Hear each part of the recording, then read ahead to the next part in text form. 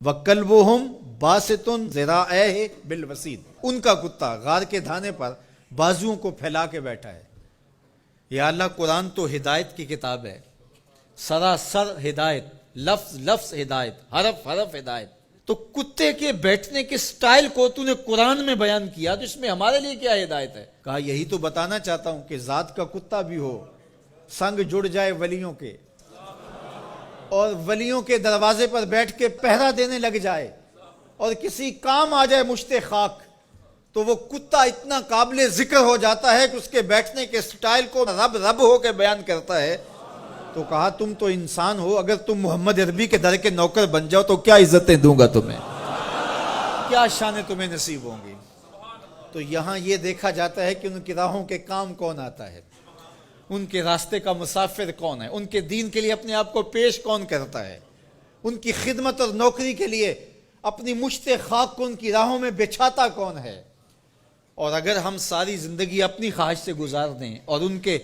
دین کے لیے ہم نے کچھ نہ کیا ہو،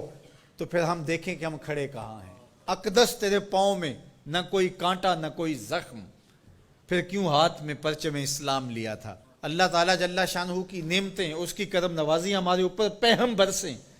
لیکن ہم اس کے شکر گزار بندے نہ ہوں، نماز پڑھنا ہمارے لیے بوجھل بن جائے۔ تو کہا پھر گھوڑے اچھے ہیں، وہ اللہ کی راہ میں چلتے تو ہیں، کام تو آتے ہیں۔ تو کہا ان الانسان لربہ لکنود، بے شک انسان اپنے رب کا ناشکر ہے۔ اس زمین کو ارض کنود کہتے ہیں کہ جہاں کچھ نہ اگتا ہو، بنجر زمین، جہاں نہ سبزہ اگتا ہو کہ جانور چارہ کھا سکیں، نہ کوئی درخت اگتا ہو جس سے کوئی سایہ لیا جا سکے، نہ کوئی ایسا درخت اگتا ہو جس سے کوئی پھل حاصل کیا جا سکے، نہ شجرے سایہ دار دیتی ہو جو زمین، نہ شجرے پھلدار دیتی ہو جو زمین،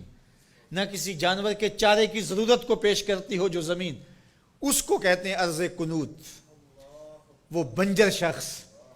جو انسانیت کے لیے نفع بخش نہیں ہے، لوگوں کے لیے خیر کا سبب نہیں ہے، انسانیت کے لیے نافع نہیں ہے اس کا وجود، تو وہ کنود ہے، وہ کسی کام کا نہیں ہے، وہ بنجر ہے۔ اللہ کہتا ہے اس بنجر انسان سے میرے محبوب کے غلاموں کے گھوڑے اچھے ہیں۔ اصحاب کہف کی غار کے دروازے پر بیٹھا ہوا کتا اچھا ہے۔ تو ہمیں پسند ہیں جو اس کے راستے میں کام آتے ہیں۔ میں اور آپ دیکھیں کہ ہم کہیں بنجر تو نہیں ہیں، ہم انسانیت کے لیے نافع ہیں، یا ہمارا وجود اس دھرتی کے لیے بوجھ ہے، ہم لوگوں کے لیے ضرر کا سبب ہے۔ جہاں سے گزرے لوگ تکلیف محسوس کرتے ہیں، کبھی کسی کی غیبت کی، کبھی کسی کی عزت اچھالی، کبھی کسی کی ماں بہن اور بیٹی کی آبرو پہ گلی محلے میں بیٹھ کے آوارہ لوگوں کی طرح باتیں چھیڑ دیں، کبھی ہم کسی کی تکلیف کا سبب اور ذریعہ بنے۔ ہم یہ دیکھیں کسی کے لیے اذیت کا سبب تو نہیں ہے، بلکہ میرے حضور نے ارشاد فرمایا ایک وصیت کرتے ہوئے کہ خیر کی چابی بن جا، شر کا تالا بن جا، تیرے وجود کی وجہ سے خیر پھوٹے، جدھر سے گزرتا جائے روشنیاں پھیلتی چلی جائیں، نور بانٹتا جائے، انسانیت کے لیے نفع بخش ہو تیرا وجود، نہ یہ کہ تیرا وجود لوگوں کے لیے اذیت کا ذریعہ ہو، حتیٰ کہ تیرے لیے کسی کی زبان سے خیر کے کلمے نہ نکلیں۔ ایسے لوگ کتنے ہیں کہ جب وہ مر بھی جاتے ہیں تو ان کے لیے لفظ ڈھونڈنے پڑتے ہیں، تو بعض لوگ لفظ ڈھونڈ ڈھونڈ کے کہتے ہیں اچھا ساڑھے نال تے چنگائی سی، اس کا مطلب یہ اس نے لوگوں کی ناک میں دم کر رکھا تھا، اس کی شر سے صرف میں ہی بچا ہوں۔ وہ ایسا شخص ہے کہ اس کی تعریف آپ بھرے مجمع میں نہیں کر سکتے، لوگ کہیں گے تم جھوٹ بول رہے ہو۔ اور کتنا خوش بخت اور خوش نصیب شخص ہے کہ جب وہ اس دھرتی کو چھوڑتا ہے